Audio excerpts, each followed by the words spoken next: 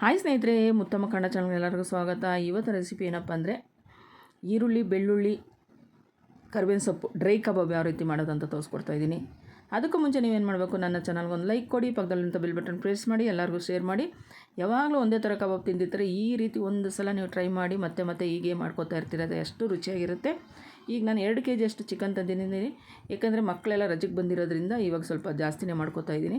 2 kg chicken ತಂದು ಒಂದು 3ರಿಂದ 4 ಸಲ ತೊಳ್ಕೊಂಡಿದ್ದೀನಿ. ಸ್ವಲ್ಪ ಉಪ್ಪು ಅರಿಶಿನ ಹಾಕಿ ನೀಟಾಗಿ 3ರಿಂದ 4 ಸಲ ತೊಳ್ಕೊಂಡಿದ್ದೀನಿ. ನೋಡಿ, ಲಿವರು, ಕಾಲು ಎಲ್ಲ ಒಟ್ಟಿಗೆ ಒಂದು ಕೋಳಿ ಪೂರ್ತಿ ಹಾಕ್ಸ್ಕೊಂಬಂದಿದ್ದೀನಿ. ಈಗ ಅದಕ್ಕೆ ಮಸಾಲೆ ಏನೇನು ತೊಗೋತಾ ಇದ್ದೀನಿ ನೋಡಿ. ಶುಂಠಿ ಬಂದು ಒಂದು 2 ಇಂಚಷ್ಟು ಶುಂಠಿ ತೊಗೊಂಡಿದ್ದೀನಿ. ಅದ್ರ ಜೊತೆಗೆ ಒಂದು 10 ಹಸಿಮೆಣಸಿನ್ಕಾಯಿ ತೊಗೊಂಡಿದ್ದೀನಿ. ಸ್ವಲ್ಪ ಕೊತ್ತಂಬರಿ ತೊಗೊಂಡಿದ್ದೀನಿ. ಕೊತ್ತಂಬರಿ ಎಷ್ಟಿದೆ 2ರಷ್ಟು ಪುದೀನ ತೊಗೊಂಡಿದ್ದೀನಿ, ಯಾಕಂದರೆ ಪುದೀನ ಫ್ಲೇವರ್ ಚೆನ್ನಾಗಿರುತ್ತೆ ಕಬಾಬ್ಗೆ, ಅದಕ್ಕೆ ಸ್ವಲ್ಪ ಹೆಚ್ಚಾಗಿ ತೊಗೊಂಡಿದ್ದೀನಿ. ಹಾಗೆ ಬೆಳ್ಳುಳ್ಳಿ ಬಂದು ದಪ್ಪ ಬೆಳ್ಳುಳ್ಳಿ 2 ಬೆಳ್ಳುಳ್ಳಿ ಬಿಡಿಸಿಟ್ಕೊಂಡಿದ್ದೀನಿ. ಸಣ್ಣ ಸಣ್ಣದೊಂದು 4 ಪೀಸ್ ಚಕ್ಕೆ, ಒಂದು 5 ಲವಂಗ ತೊಗೊಂಡಿದ್ದೀನಿ. 1 ಸ್ಪೂನಷ್ಟು ಕಾಳುಮೆಣಸು ತೊಗೊಂಡಿದ್ದೀನಿ. ಇದಿಷ್ಟು ಹಾಕ್ಕೊಂಡು ಮಾಡ್ಕೊಳೋದ್ರಿಂದ ತುಂಬ ಚೆನ್ನಾಗಿರುತ್ತೆ. ಕೆಲವ್ರು ಏನು ಮಾಡ್ತಾರೆ, ಬರೀ ಕಬಾಬ್ ಪೌಡ್ರ್ ಹಾಕಿ ಮಾಡ್ಕೋತಾರೆ, ಚೆನ್ನಾಗಿರಲ್ಲ, ಅದು ಒಂಥರ ಕೌಚ್ ಹೊಡಿತಾ ಇರ್ತದೆ. ಈ ರೀತಿ ನೀವು ಮಸಾಲೆ ರುಬ್ಕೊಂಡು ಕಬಾಬ್ ಪೌಡ್ರ್ ಜೊತೆಗೆ ಇದನ್ನೆಲ್ಲ ಸೇರಿಸ್ಕೊಂಡು ನೀವು ಮಾಡ್ಕೊಳೋದ್ರಿಂದ ತುಂಬ ರುಚಿಯಾಗಿರುತ್ತೆ. ಈಗ ನೋಡಿ, ಎಲ್ಲ ಮಿಕ್ಸಿಗೆ ಕಾಳುಮೆಣಸು, ಚಕ್ಕೆ, ಲವಂಗ ಮತ್ತು ಶುಂಠಿ, ಹಸಿಮೆಣಸಿನ್ಕಾಯಿ ಎಲ್ಲ ಸೇರಿಸ್ಕೊತಾ ಇದ್ದೀನಿ. ಇದಿಷ್ಟನ್ನು ಸೇರಿಸ್ಕೊಂಡು ನಾವು ಸ್ವಲ್ಪ ನೀರು ಹಾಕ್ಕೋಬೇಕಾಗುತ್ತೆ. ಒಂದು 2 ಸ್ಪೂನ್ ನೀರು ಹಾಕ್ಕೊಂಡು ಇದನ್ನು ನಾವು ಮಿಕ್ಸಿ ಮಾಡ್ಕೋಬೇಕು ನುಣ್ಣಗೆ. ಎಲ್ಲ ಈ ಥರ ಸೇರಿಸ್ಕೊಂಡು ನಾನು ಏನಕ್ಕಂದರೆ ಒಂದು ಸಲ ನಾನು ಪ್ಲೇಟಲ್ಲೂ ತೋರಿಸ್ಕೊಡ್ತೀನಿ ಮಸಾಲೆ, ಒಂದು ಸಲ ನಾನು ಮತ್ತೆ ಮಿಕ್ಸಿಗೆ ಹಾಕೋವಾಗಲೂ ತೋರಿಸ್ತೀನಿ, ಯಾಕಂದರೆ ಕೆಲವರು ಮರ್ತೋಗ್ಬಿಡ್ತಾರೆ, ಅದಕ್ಕೋಸ್ಕರ. ಈಗ ನೋಡಿ, ಎಲ್ಲ ಸೇರಿಸ್ಕೊಂಡು ಅದಕ್ಕೆ ಎಷ್ಟು ಬೇಕು ಅಷ್ಟು ನೀರು, ಒಂದು 2ರಿಂದ 3 ಸ್ಪೂನ್ ಅಷ್ಟು ನೀರು ಸೇರಿಸ್ಕೊಂಡು ಇದನ್ನು ನಾವು ಚೆನ್ನಾಗಿ ನುಣ್ಣಗೆ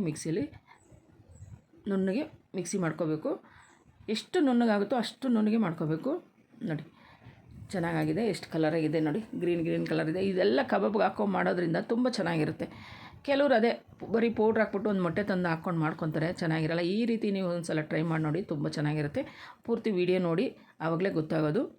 ಯಾಕಂದರೆ ಇದು ವೀಡಿಯೋ ಸ್ವಲ್ಪ ಟೈಮ್ ಜಾಸ್ತಿ ಇರೋದ್ರಿಂದ ಕೆಲವ್ರು ಏನು ಮಾಡ್ತಾರೆ ಅಂದರೆ ಅರ್ಧಕ್ಕೆ ನೋಡಿ ಸ್ಟಾಪ್ ಮಾಡಿಬಿಡ್ತಾರೆ. ಈಗೆಲ್ಲ ನಾನು ಒಂದು ಪಾತ್ರೆ ಇಟ್ಕೊಂಡು, ಪಾತ್ರೆಗೆ ನಾವು ಏನು ಮಿಕ್ಸಿ ಮಾಡ್ಕೊಂಡಿದ್ರು ಅದನ್ನೆಲ್ಲ ಅದಕ್ಕೆ ಹಾಕ್ಕೊಂಡು ಮಿಕ್ಸಿಗೆ ಒಂದು ಸ್ವಲ್ಪ ನೀರು ಹಾಕ್ಕೊಂಡು ಮಿಕ್ಸ್ ಮಾಡಿ ಹಾಕ್ಕೋತಾ ಇದ್ದೀನಿ. ಈ ಥರ ಹಾಕ್ಕೊಂಡು ಈಗ ನಾನು ಮೊದಲಿಗೆ ಕಡಲೆ ಹಿಟ್ಟು ಬಂದ್ಬಿಟ್ಟು ಒಂದು 2.5 ಸ್ಪೂನಷ್ಟು ಕಡಲೆ ಹಿಟ್ಟು ಸೇರಿಸ್ಕೊತಾ ಇದ್ದೀನಿ. 2.5 ಸ್ಪೂನ್ ಕಡಲೆ ಹಿಟ್ಟು, 2 ಸ್ಪೂನಷ್ಟು ಕಾರ್ನ್ಫ್ಲವರ್ ಸೇರಿಸ್ಕೊತಾ ಇದ್ದೀನಿ. ನೋಡಿ, ಇಷ್ಟು ಸೇರಿಸ್ಕೊಂಡು ಮಾಡ್ಕೊಳೋದ್ರಿಂದ ತುಂಬ ಚೆನ್ನಾಗಿರುತ್ತೆ. ಈಗ ಬಂದು ನಾನು ಪುಡಿ ಉಪ್ಪು, ರುಚಿಗೆ ತಕ್ಕಷ್ಟು ಪುಡಿ ಉಪ್ಪನ್ನು ಸೇರಿಸ್ಕೊತಾ ಇದ್ದೀನಿ. ಹಾಗೆ ಅದ್ರ ಜೊತೆಗೆ ಒಂದು ಸ್ವಲ್ಪ ಅರಿಶಿನೂ ಹಾಕ್ಕೋತಾ ಇದ್ದೀನಿ. ಒಂದು ಅರ್ಧ ಸ್ಪೂನಷ್ಟು ಅರಿಶಿನ ಹಾಕ್ಕೋತಾ ಇದ್ದೀನಿ. ಖಾರದ ಪುಡಿ ಬಂದುಬಿಟ್ಟು 1 ಸ್ಪೂನ್ ಹಾಕ್ಕೋತಾ ಇದ್ದೀನಿ, ಯಾಕಂದರೆ ನಾವು 10 ಹಸಿಮೆಣಸಿನ್ಕಾಯಿ ಇಟ್ಟಿರೋದ್ರಿಂದ ಇವಾಗ ಬಿಸಿಲು ಜಾಸ್ತಿ ಇರೋದ್ರಿಂದ ಸ್ವಲ್ಪ ಖಾರ ಕಡಿಮೆನೇ, ನಾವು ಮಕ್ಕಳು ತಿನ್ನಬೇಕಲ್ಲ, ಅದಕ್ಕೋಸ್ಕರ ಸ್ವಲ್ಪ ಖಾರ ಕಡಿಮೆ. ನಿಮ್ಗೆ ಖಾರ ಜಾಸ್ತಿ ಬೇಕಂದರೆ ಬೇಕಾದರೆ ಹಸಿಮೆಣಸಿನ್ಕಾಯಿ ಜಾಸ್ತಿ ಹಾಕ್ಕೋಬೋದು, ಖಾರದ ಪುಡಿನೂ ಹಾಕ್ಕೋಬೋದು. ಈಗ ನಾನು ಕಬಾಬ್ ಪೌಡ್ರ್ ಬಂದುಬಿಟ್ಟು ತೇಜು ಕಬಾಬ್ ಪೌಡ್ರ್ ಹಾಕ್ಕೋತಾ ಇದ್ದೀನಿ. ಅದಷ್ಟು ಹಾಕ್ಕೊಂಡು ನಿಂಬೆಹಣ್ಣು ಹಾಕ್ಕೋತಾ ಇದ್ದೀನಿ. ನಿಂಬೆಹಣ್ಣು ರಸ ಹಾಕ್ಕೋತಾ ಇದ್ದೀನಿ, ಅರ್ಧ ನಿಂಬೆಹಣ್ಣು.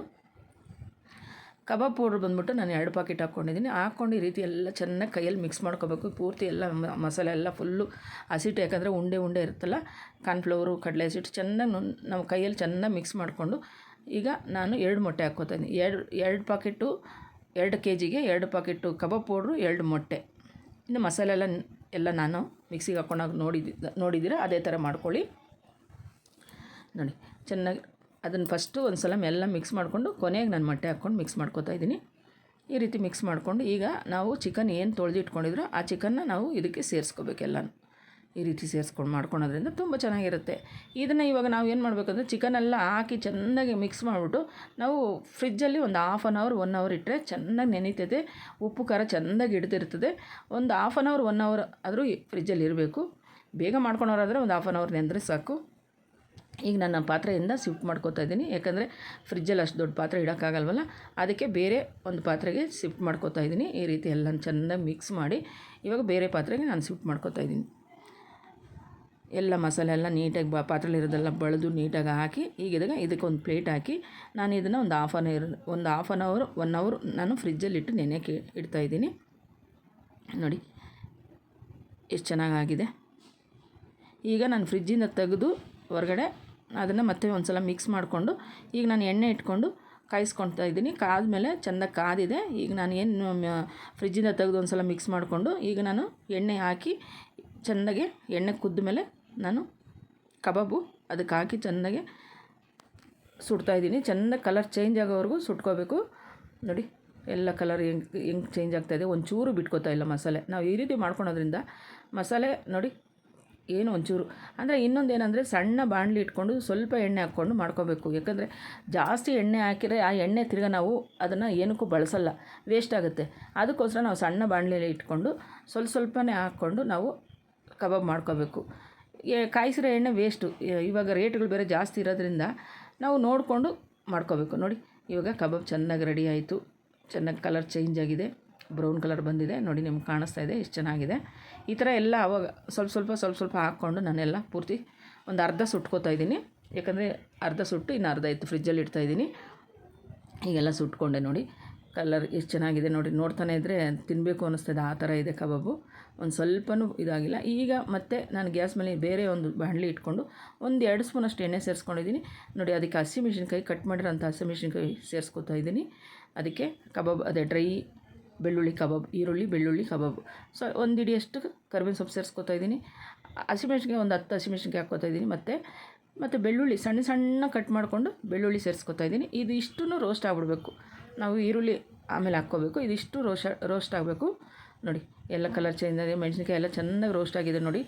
ಯಾಕಂದರೆ ನಾವು ಕಬಾಬಲ್ಲಿ ಹಾಕ್ಕೊಂಡು ತಿನ್ನಬೇಕಾದ್ರೆ ಹಸಿಮೆಣ್ಸಿನ್ಕಾಯಿ ತಿನ್ನೋರು, ಇಷ್ಟ ಇರೋರು ಹಸಿಮೆಣ್ಸಿನ್ಕಾಯಿ ಕೂಡ ತಿನ್ಬೋದು, ಕರಿಬೇವಿನ ಸೊಪ್ಪು ತಿನ್ಬೋದು, ಬೆಳ್ಳುಳ್ಳಿ ತಿನ್ಬೋದು, ಮತ್ತು ಈರುಳ್ಳಿ. ಈಗ ನಾನು ಅದೆಲ್ಲ ರೋಸ್ಟ್ ಆದಮೇಲೆ ಈರುಳ್ಳಿ ಹಾಕ್ಕೋತಾ ಇದ್ದೀನಿ. ಈರುಳ್ಳಿ ಬಂದು ಪೂರ್ತಿ ರೋಸ್ಟ್ ಆಗೋದು ಬೇಡ, ಹಸಿಯಾಗಿರಬೇಕು. ಅರ್ಧ ರೋಸ್ಟ್ ಆದರೆ ಸಾಕು. ಅದಕ್ಕೋಸ್ಕರ ನಾನು ಕೊನೆಗೆ ಹಾಕ್ಕೊಂಡಿದ್ದೀನಿ ಈರುಳ್ಳಿ. ನೋಡಿ ಈ ರೀತಿ ಎಲ್ಲ ಸ್ವಲ್ಪ ಕಲರೆಲ್ಲ ಚೇಂಜ್ ಆಗಿದೆ. ಈರುಳ್ಳಿನೂ ಬೆಂದಿದೆ, ಈಗ ಎಣ್ಣೆಲೆ ಬೆಂದ್ಕೊಂಡಿದೆ. ಈಗ ನಾವು ಏನು ಮಾಡಿಟ್ಕೊಂಡಿದ್ರು ಕಬಾಬು ಅದನ್ನು ಇವಾಗ ನಾನು ಅದಕ್ಕೆ ಸೇರಿಸ್ಕೊತೀನಿ. ನೋಡಿ ಎಷ್ಟು ಚೆನ್ನಾಗಿ ಕಾಣಿಸ್ತಾ ಇದೆ. ನೋಡಿ ಇದೆ ಡ್ರೈ ಕಬಾಬ್. ಬೆಳ್ಳುಳ್ಳಿ, ಈರುಳ್ಳಿ, ಕರಿಬೇವಿನ ಸೊಪ್ಪು ಡ್ರೈ ಕಬಾಬ್ ತುಂಬ ಚೆನ್ನಾಗಿರುತ್ತೆ. ಈರುಳ್ಳಿ ಇಷ್ಟಪಡೋರು ಈರುಳ್ಳಿ ತಿನ್ಬೋದು, ಬೆಳ್ಳುಳ್ಳಿ ಇಷ್ಟಪಡೋರು ಜೊತೆಯಲ್ಲಿ ಚಿಕನ್ ಜೊತೆಗೆ ಕಬಾಬ್ ಜೊತೆಲಿ ತಿಂತಾಯಿದ್ರೆ ಅಷ್ಟು ರುಚಿಯಾಗಿರುತ್ತೆ. ಈಗ ಇದನ್ನಷ್ಟೇ ಸಣ್ಣ ಉರಿ ಇಟ್ಕೊಂಬಿಟ್ಟು ಈಗ ನಾನು ಸ್ವಲ್ಪ 1 ಸ್ಪೂನಷ್ಟು ಮೆಣಸುಕಾಳು ಪುಡಿ ಸೇರಿಸ್ಕೊತಾ ಇದ್ದೀನಿ. ನಿಂಬೆಹಣ್ಣು, ಅರ್ಧ ನಿಂಬೆಹಣ್ಣು ಸೇರಿಸ್ಕೊತಾ ಇದ್ದೀನಿ. ನೋಡ್ಕೊಳ್ಳಿ, ಎಲ್ಲ ಗಮನ ಕೊಟ್ಟು ನೋಡ್ಕೊಳ್ಳಿ, ತುಂಬ ಚೆನ್ನಾಗಿರುತ್ತೆ. ಈಗ ನೋಡಿ ಎಲ್ಲ ಮೇಲೆ ಕೆಳಗಡೆ ಎಲ್ಲ ತಿರುಗಿಸ್ತಾ ಇದ್ದೀನಿ. ಬೆಳ್ಳುಳ್ಳಿನ ಅರ್ಧನೇ ಬೆಂದಿರೋದು, ಎಣ್ಣೆಲೆ ಅರ್ಧನೇ ರೋಸ್ಟ್ ಆಗಿರೋದು. ಈ ರೀತಿ ಮಾಡಿಕೊಂಡ್ರೆ ತುಂಬ ಚೆನ್ನಾಗಿರುತ್ತೆ, ಸೂಪರಾಗಿ ರೆಡಿ ಆಗುತ್ತೆ, ತುಂಬ ಚೆನ್ನಾಗಿದೆ. ಈಗ ನಾನು ಸರ್ವ್ ಮಾಡ್ಕೊತಾ ಇದ್ದೀನಿ ಪ್ಲೇಟ್ಗೆ. ನೋಡಿ ಈರುಳ್ಳಿ, ಹಸಿಮೆಣ್ಸಿನ್ಕಾಯಿ, ಕರಿಬೇವಿನ ಸೊಪ್ಪು, ಬೆಳ್ಳುಳ್ಳಿ, ಜೊತೆಗೆ ಚಿಕನ್ನು, ಕಬಾಬು ಎಷ್ಟು ಚೆನ್ನಾಗಿದೆ ನೋಡಿ, ಎಷ್ಟು ಕಲರ್ಫುಲ್ಲಾಗಿ ಕಾಣಿಸ್ತಾ ಇದೆ. ಖಂಡಿತ ಒಂದು ಸಲ ನೀವು ಮನೇಲಿ ಈ ರೀತಿ ಟ್ರೈ ಮಾಡಿ ನೋಡಿ, ತುಂಬ ರುಚಿಯಾಗಿರುತ್ತೆ. ಮತ್ತೆ ಮನೇಲಿರೋರು ಕೇಳ್ತಾರೆ, ನಾನು ಎಲ್ಲ ಸಲಾಡ್ ಇಡ್ತಾಯಿದ್ದೀನಿ, ನಲ್ಲಿಕಾಯಿನೂ ಇಡ್ತಾಯಿದ್ದೀನಿ. ಯಾಕಂದರೆ ನಲ್ಲಿಕಾಯಿ ಬಂದುಬಿಟ್ಟು ನಮಗೆ ಚಿಕನ್ ಜೊತೆಲಿ ತಿಂದರೆ ನಮ್ಗೆ ಜೀರ್ಣ ಆಗುತ್ತೆ. ಕೆಲವರು ಹೇಳ್ತಾರೆ ನಲ್ಲಿಕಾಯಿ ಆರೋಗ್ಯಕ್ಕೆ ಒಳ್ಳೆಯದು ಅಂತ. ನಲ್ಲಿಕಾಯಿನೂ ಬೆಟ್ಟದ ನಲ್ಲಿಕಾಯಿ ಇಟ್ಟು ನೋಡಿ, ತಿಂದು ನೋಡಿ, ತುಂಬ ಚೆನ್ನಾಗಿರುತ್ತೆ. Thank you friends.